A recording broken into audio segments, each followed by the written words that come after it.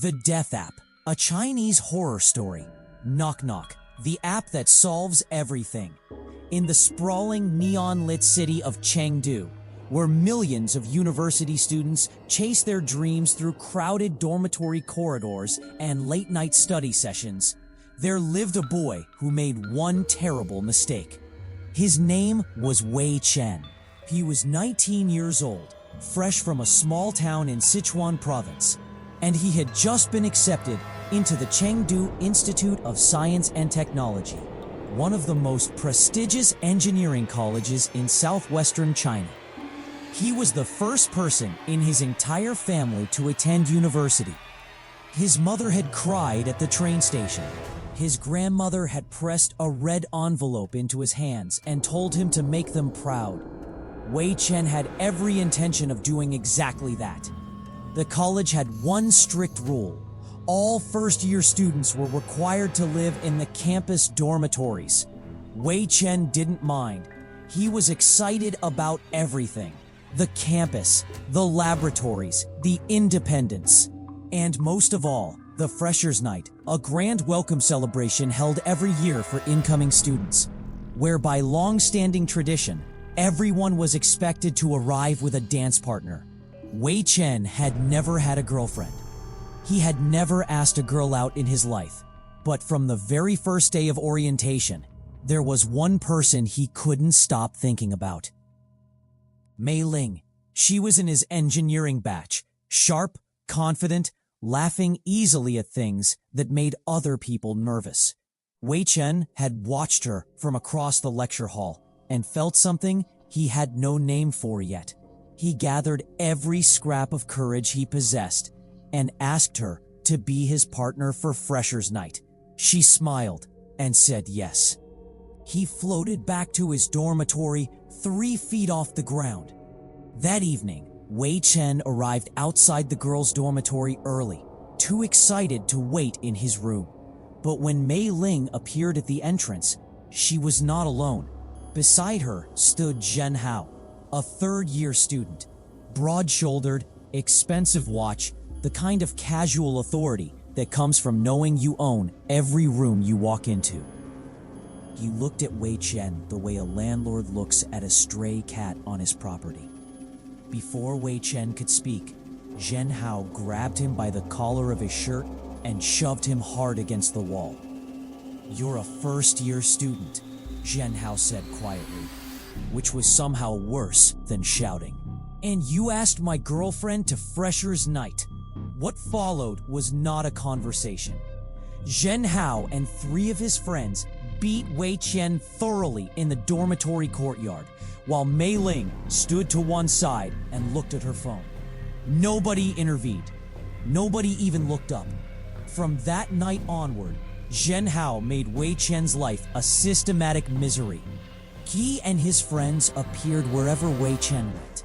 The canteen, the library, the corridors between buildings. They found ways to humiliate him that left no marks.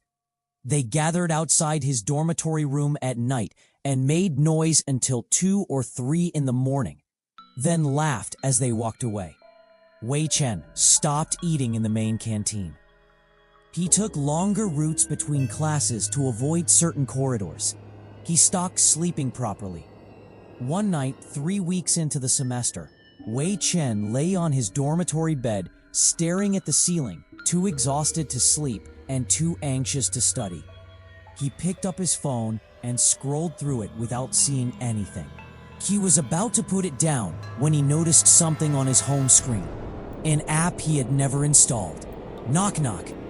The icon was simple, a black door with a single white knuckle raised to knock. No developer name, no rating, no download count, just the icon, sitting quietly between his music app and his calculator, as though it had always been there. Wei Chen tapped it. "Welcome to NockNock, the app that solves everything." Below the text, a single button, "Continue." He pressed it. "Make a death wish." Wei Chen laughed, a short, tired sound. He typed Zhen Hao's name into the text field, almost as a joke. The way you might wish bad luck on someone in a passing thought without really meaning it. The screen blinked once. The app closed itself. When Wei Chen tried to reopen it, it was gone. Not minimized, gone entirely, as though it had never been installed. He searched the App Store. Nothing. He assumed it was some kind of virus and reset his phone. Then put it on his desk and fell into a deep and dreamless sleep. His alarm woke him at 7. He was already late for his 8 o'clock lecture. He grabbed his bag and his phone, without looking at either properly, and ran out into the corridor. He slowed as he passed room 317. Zhen Hao's room. Yellow police tape was stretched across the door in an X. 2 uniformed officers stood in the corridor, speaking quietly to the dormitory warden. A small group of students had gathered at a respectful distance, speaking in hushed voices. Wei Chen grabbed the arm of a student he recognized from his batch. What happened? The student looked at him with wide eyes. Zhen Hao had been found dead in his room that morning. His throat had been cut so deeply that his head was barely attached to his body. His room had been locked from the inside. No signs of forced entry. No sounds reported by anyone on the floor. No evidence of any other person having been in the room. Wei Chen stood very still in the corridor for a long moment. Then he looked at his phone. The NockNock app was back on his home screen, and there was a notification waiting for him. "NockNock, problem solved." The phone slipped from his fingers and clattered on the dormitory floor.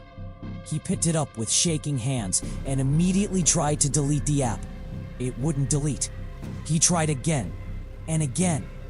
The app simply sat there, immovable, as though it were part of the operating system itself. Wei Chen skipped his lectures and locked himself in his room. He sat on his bed and stared at his phone and tried to think clearly. There had to be an explanation. Coincidence. Someone else had killed Zhen Hao, a rival, an enemy before Wei Chen had ever arrived at this campus. The app was a bizarre piece of malware with an unfortunate sense of timing. Nothing more. He was still telling himself this when someone knocked on his door. He opened it. The corridor was empty. He closed the door and sat back down. A new notification appeared. Push Mei Ling down the stairs. Wei Chen threw his phone across the room. It bounced off the wall and landed face up on the floor. The notifications kept coming, one after another. The screen lighting up in the dim room with each new message. He finally crossed the room and picked it up. There was a voice message this time. He pressed play with a trembling thumb. The voice that came through the speaker was not human, or rather, it occupied the space between human and something else, something older. It spoke in flawless Mandarin with an accent he couldn't place. "If you don't," the voice said, "we will find someone else to push." New options appeared on the screen below the voice message. Push Mei Ling. Cut Xiao Yu. Wei Chen's blood turned to ice water. Xiao Yu was his younger sister. She was 16 years old and lived with their mother in their small town in Sichuan. She had sent him a voice message just 3 days ago, singing badly along to a song on the radio to make him laugh. He felt it before he saw it. A warmth at the back of his neck. The sensation of breath, slow, deliberate, patient, against his skin.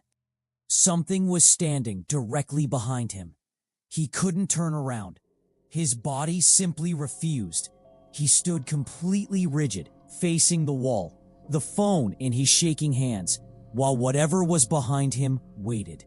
The voice came again, this time not from the phone, but from directly beside his ear. Someone has to be chosen. Wei Chen understood. If he didn't choose Mei Ling, his sister Xiao Yu would pay the price instead. The app, or whatever lived inside it, had made the terms perfectly clear. He raised the phone. He looked at the 2 options on the screen. His hands were shaking so badly he could barely hold it. He looked up at the mirror on the wall in front of him.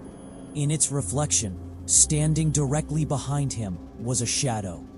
Not a person. A shadow in the shape of a person. Tall and perfectly still, with no light source to cast it. Wei Chen chose Mei Ling's name. The shadow vanished. The app went dark. The presence behind him was gone, as though it had never been there. The next morning, Mei Ling slipped on the main staircase of the academic building and fell half a flight of stairs. She fractured her ankle in 2 places. Everyone agreed it was a simple accident. The stairs were old, the linoleum worn smooth. These things happened. Wei Chen sat in his dormitory room and stared at the wall. He smashed his phone against the edge of his desk until the screen was a spider web of broken glass and the device no longer turned on. He put the pieces in the bin and walked away. For several days, silence. No notifications, no shadows, no voice. He began to breathe again. Then he called home from the dormitory's landline to speak to his mother. The voice that answered was not his mother's. "Did you think it was over?" Wei Chen dropped the receiver and ran. Back in his room, he pulled open his desk drawer to find something to write with. His phone was sitting in the drawer. Whole, unbroken, charged. He picked it up with the care you would give a live grenade. The NockNock app was open. A new task was waiting. Cut the brake lines on the dean's car. Wei Chen typed back with shaking fingers. "What if I refuse? What do you want?" 4 names appeared on the screen. His mother, his father, his grandmother, his sister Xiao Yu. Below them, 2 words. Kill 1. The voice began again, not from the phone this time, but from everywhere. From the walls and the ceiling and the floor beneath him, repeating the same 2 words over and over in that ancient, placeless accent. Kill 1. Kill 1. Kill 1. Kill 1. Wei Chen pressed his hands over his ears. It made no difference. The voice was not in the room. It was in his head. He stood up from his chair. He screamed at the ceiling, "Kill Wei Chen! Finish Wei Chen! End all of it!" The following morning, the dormitory warden made his routine check of the floor. Room 412 did not respond to knocking. When they opened the door, Wei Chen was inside. He had been dead for several hours. The room was undisturbed. The door had been locked from the inside. There was no evidence of any other person having entered. On his desk was a diary. Every page had been torn out. Only the cover remained. And on the inside of the cover, pressed so hard the pen had nearly gone through, were 4 words written over and over until they covered every centimeter of space. It won't let go. The phone was never found. Weeks later, a first-year student in a dormitory across campus was lying awake one night, unable to sleep, scrolling through her phone. She noticed an app on her home screen she didn't remember downloading. NockNock. She tapped it. "Welcome to NockNock, the app that solves everything." She smiled at her phone in the dark. "Make a death wish." Her smile faded slowly, but her finger was already moving toward the screen.